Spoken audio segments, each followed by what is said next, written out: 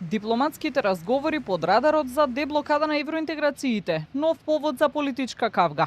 Повикувајќи се на информации од Брисел, опозицијската СДСМ тврди дека власта води тајни преговори и подготвува терен за прифаќање на францускиот предлог. А за тоа велат сега се прави и стратегија како да соопштат пред јавноста. Според секретарот за меѓународна соработка на партијата Андреј Жерновски, ова било пресврат во дипломатијата и доказ дека СДСМ донела правилни одлуки, кога од позиција на власт одлучуваа за европскиот пат на Македонија. Наши информации од Брисел зборуваат дека владата на Мицкоски тоа веќе го договорила. И тоа се јасни сигнали кои што пристигнале и од Брисел, и од Берлин, и од Париз.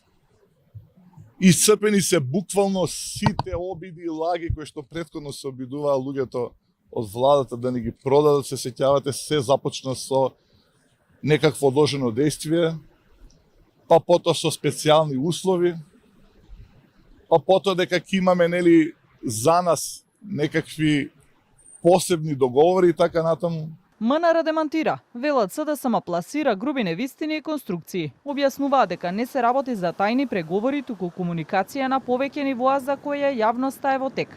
Потенцираа дека се е транспарентно без одстапки од црвените линии и ги критикуваат опозиционерите дека се додворуваат на соседни политичари, наместо да ги бранат интересите на сопствената држава.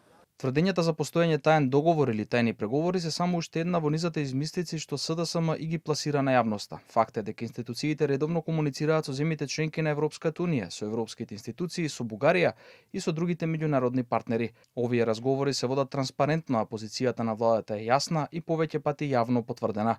Нема отстапки од националните интереси, идентитетот, јазикот и историјата. Полноправното членство во Европската унија останува стратешка определба и крајна цел на оваа влада.